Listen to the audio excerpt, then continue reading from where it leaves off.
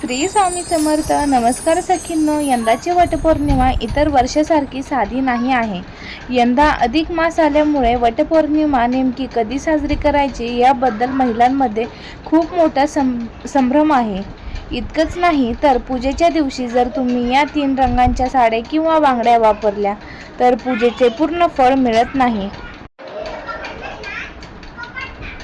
असं शास्त्र सांगतं. मग यंदा वटपौर्णिमेची अगदी अचूक तारीख कोणती, पूजेचा सर्वात शुभ मुहूर्त कोणता आणि नकळत आपल्याकडून कोणत्या चुका होऊ शकतात, या सर्व प्रश्नाची शास्त्रोत्तर माहिती आपण आजच्या व्हिडिओमध्ये पाहणार आहोत.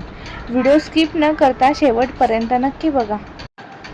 वडाच्या झाडाचे आयुष्य खूप मोठे असते आणि त्याच्या पारंब्या जशा जमिनीमध्ये घट्ट रुजतात तसे आपले वैवाहिक जीवनही दीर्घायुषी आणि मजबूत व्हावे हा या पूजेमागचा हेतू असतो.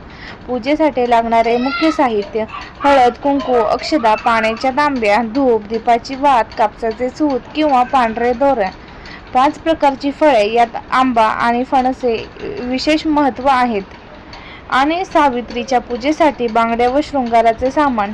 सोपी पूजा विधी: वटपौर्णिमेच्या दिवशी सकाळी लवकर उठून स्नान करावे आणि सुंदर पारंपरिक कपडे परिधान करावेत. वडाच्या झाडाजवळ जाऊन प्रथम त्याच्या मुळाशी पाणी अर्पण करावे. झाडाला हळद, कुंकू, अक्षता आणि फुले वाहून मनोभावे नामस्मरण करावा. त्यानंतर 5 प्रकारची फळे आणि वाण अर्पण करावे. सर्वात महत्त्वाचे म्हणजे वडाच्या झाडाला सुती पांढरा दोरा गुंडाळत किमान 7 किंवा जमल्यास 108 फेऱ्या परिक्रमा माराव्यात. प्रत्येक फेरीत पतीच्या उदंड आयुष्यासाठी प्रार्थना करावी. पूजा पूर्ण झाल्यावर दिवा ओवाळून आरती करावी आणि घरी येऊन वडीलधाऱ्यांचा आशीर्वाद घ्यावा. सखींनो, पूजाविधी जेवढी महत्त्वाची आहे तेवढेच काही नियम पाळणेही आवश्यक आहे. हिंदू धर्मात वटपौर्णिमा हा अत्यंत आनंदाचा आणि सौभाग्याचा सण आहे. त्यामुळे या दिवशी काही रंगांचे कपडे आणि बांगड्या घालणे पूर्णपणे वर्ज्य मानले गेले आहे. काळा रंग: या दिवशी विसरूनही पूर्ण काळ्या रंगाची साडी, ड्रेस किंवा काळ्या रंगाच्या काचेच्या बांगड्या परिधान करू नका. काळा रंग हा धार्मिक कार्यात नकारात्मकता आणि अशोकाचे प्रतीक मानला जातो.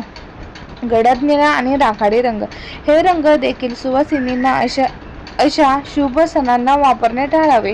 मग कोणते रंग परिधान करावेत? वटपौर्णिमेला लाल, सौभाग्याचा रंग; हिरवा, समृद्धी आणि निसर्गाचा रंग; पिवळा किंवा गुलाबी रंगाची साडी नेसणे सर्वोत्तम मानले जाते. तसेच हातात हिरव्या किंवा लाल रंगाच्या काचेच्या बांगड्या भरणे अतिशय शुभ आणि फलदायी मानले जाते. तर सखींनो, ही होती वटपौर्णिमा 2026 बद्दलची संपूर्ण अचूक माहिती. तुम्ही या वटपौर्णिमेला कोणत्या रंगाची साडी नेसणार आहात हे मला कमेंटमध्ये नक्की सांगा. तुम्हा सर्व सुवासिनींना वटपौर्णिमेच्या आणि अखंड सौभाग्याच्या मनापासून हार्दिक शुभेच्छा. तुमचा संसार नेहमी सुखाचा आणि समृद्धीचा राहो हीच ईश्वरचरणी प्रार्थना. हा व्हिडिओ जर तुम्हाला आवडला असेल तर माहितीपूर्ण टाकला असेल तर व्हिडिओला लाईक करा, तुमच्या मैत्रिणींसोबत शेअर करा आणि आमच्या चॅनलला नक्की सबस्क्राईब करा. पुन्हा भेटू अशाच एक नवीन आणि महत्त्वपूर्ण माहितीसह. तोपर्यंत धन्यवाद आणि नमस्कार. श्री स्वामी समर्थ.